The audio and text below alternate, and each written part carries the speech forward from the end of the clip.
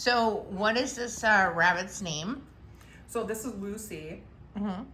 and I think she's peeing right now. And eating. And eating. She came to us from Buffalo County. Their county animal shelter isn't set up for rabbit care, so we get a lot of referrals from them. One of their residents had, called them and said, "Hey, I have these rabbits I can no longer care for." "Oh, are you nervous, honey?" "Yes." So they, made the referral to us, and we have a bit of a wait list. Mm-hmm. So when a spot opened up, then Tiffany and I, drove down to Durand and picked up Lucy. She had, she was being used to breed. So they had, her, and they had a male, and then they had one baby left, Pip, who we were just talking about. Pip was about 9 weeks old, I want to say, if I remember correctly. They were keeping them in an outside hutch, no cover from the elements, from being in the cold, the heat. So that's typically where a lot of our rabbits come in. There'll be situations where folks can no longer care for them, and it started with Chippewa Humane had several rabbits in their care, and like I said, most animal shelters are not equipped for rabbit care. They do fantastic with cats and dogs, but exotic pets are a little more difficult.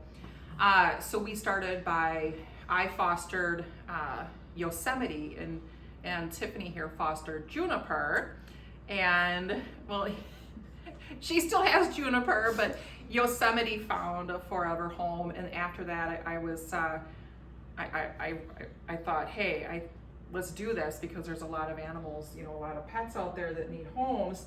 I remember her saying, "Should we just start a rescue?" Yeah. And I was like, "What?" And then I'm like, we are kind of doing what rescues do, so. Right.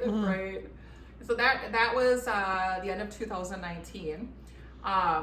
So Hoppy House was born. I reached out to friends and I was like, "Hey, what do you think of this name? Do you prefer this name or that name?" And everybody was like, "Hey, Hoppy House Rabbit Rescue." So, that's really where it started, was with helping out Chippewa Humane. And people were contacting us already. Like, people know you have rabbits.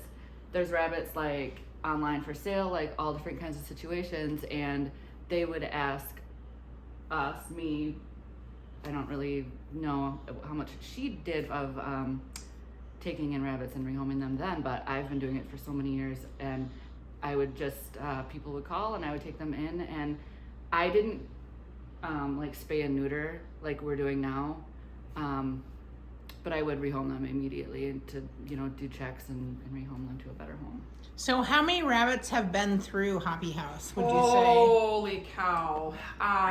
Since the end of 2019, we have rehomed, we have 3 of them that are going to be rehomed this week. We're up to 42 rabbits, and we spay and neuter every single one.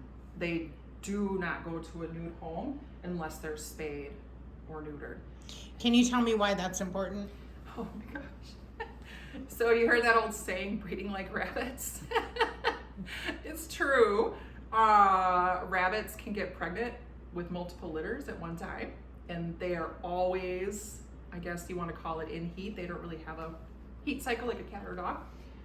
They can have, oh my gosh, hundreds of babies a year, and there's fur floating in the air right now. She already had a couple litters 3 before we got her, so yeah. And Pip was the only remaining rabbit.